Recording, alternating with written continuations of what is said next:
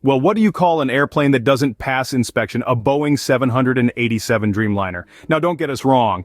We love a good Dreamliner as much as the next person, but it seems the Federal Aviation Administration, or FAA for short, is not quite as impressed. In a turn of events that has more twists and turns than a roller coaster, the FAA is investigating Boeing over potentially falsified inspection reports on its Dreamliner aircraft. It's like a high school student trying to convince his teacher that his dog ate his homework. Except in this case, the dog is a multinational corporation, and the homework is a multi-million-dollar aircraft. Boeing, in a move that can only be described as, "Oops, we did it again," voluntarily disclosed in April that certain inspections may not have been completed, despite reports saying otherwise. It's like saying you cleaned your room when all you did was shove everything under the bed.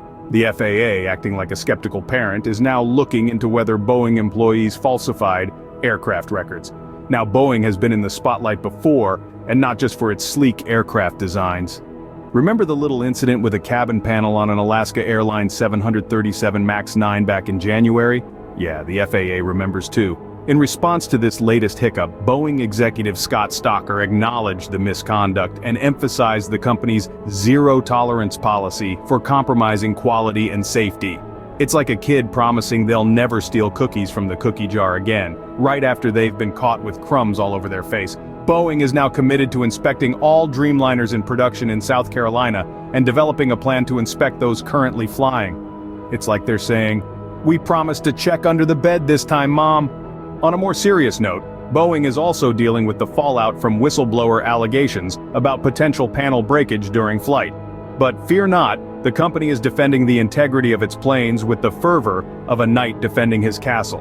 They're detailing assembly processes and testing procedures faster than you can say aerodynamics. In the end, it seems Boeing has more issues to address than a therapist in a soap opera. There are safety issues, financial challenges, and leadership problems. They're in hot water, and it's not a relaxing bubble bath. But worry not, fellow aviation enthusiasts. Boeing has a plan. They're taking corrective actions, they're recognizing the employee who reported the issue, and they're promising to do better. So, let's keep our fingers crossed and hope that the next time we hear about a Dreamliner, it's because we're booking a flight, not reading a headline. And there you have it, folks. The tale of Boeing and the FAA. It's a story of inspections, allegations, and a whole lot of paperwork. And remember, next time you're on a Dreamliner, just think of all the drama that went into making it fly. It's like a soap opera at 30,000 feet. Now that's something to ponder as you enjoy your in-flight peanuts. So until our next aviation adventure, keep your seatbelts fastened and your humor high. Because in the world of airplanes, it's always a turbulent ride. Ever wonder what it takes to wear the crown of Miss USA? Is it all glamour and glitz, or is there more beneath the surface? Well, today we're diving into a recent event that's got everyone talking. In the world of pageantry, the unexpected has happened. Noelia Voigt, the reigning Miss USA of 2023, has handed over her crown, and no, it wasn't for a better tiara. Voigt cited mental health as the reason for her sudden resignation. That's right, folks, even beauty queens need to mind their mental health, and we're not just talking about remembering the difference between world peace and world peas.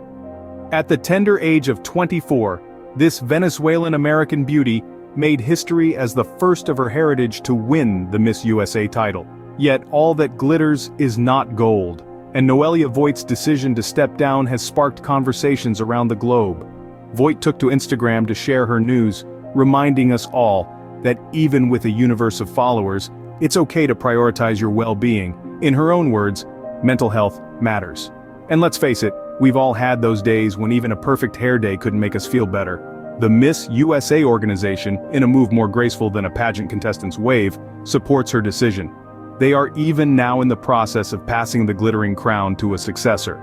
The first runner-up, Miss Hawaii USA Savannah Gankiewicz, is reportedly up for the task, so the sash may change hands, but the message remains the same: mental health matters. Noelia Voigt is not just a beauty queen, but an advocate. She's worked tirelessly with Smile Train and tirelessly championed causes from immigration rights to anti-bullying campaigns.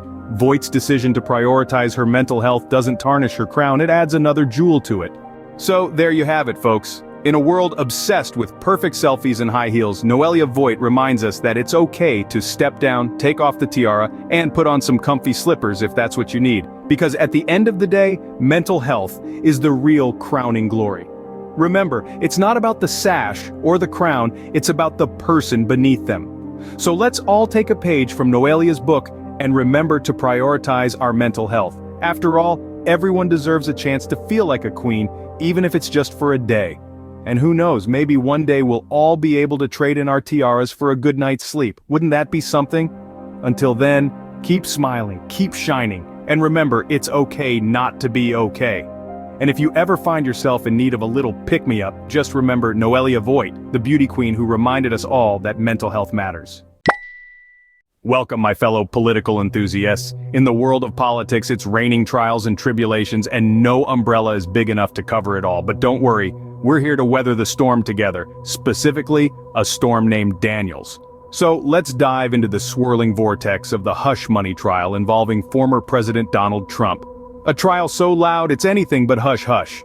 In a courtroom saga that lasted longer than some Hollywood marriages, Stormy Daniels testified for over 3 hours.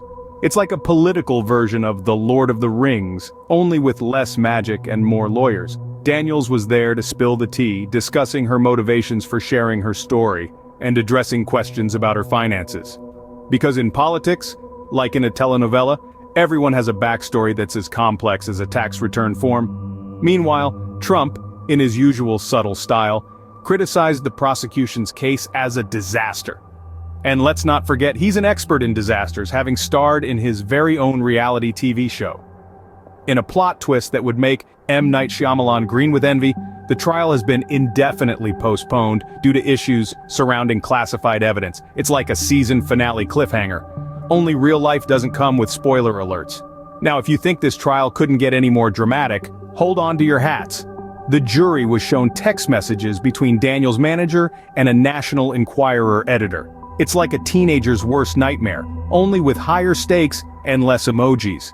Daniels also recounted a threatening incident in 2011, attributing it to Michael Cohen. It's like a political thriller, but instead of James Bond, we have lawyers in suits. But wait, there's more. Remember Michael Avenatti, the disgraced attorney who once represented Daniels? Well, he's been sentenced to 4 years in prison for stealing from her. Talk about a fall from grace. It's like a Shakespearean tragedy, only without the iambic pentameter. In summary, the trial is a whirlwind of testimonies, text messages, and lots of lawyers. It's like a game of Cluedo, but instead of figuring out who did it, we're trying to figure out who paid whom, when, why, and where the evidence is. So stay tuned as we continue to navigate this storm, because in the world of politics, the weather forecast is always unpredictable. And remember, in the courtroom of life, always bring an umbrella, because you never know when it might start to stormy.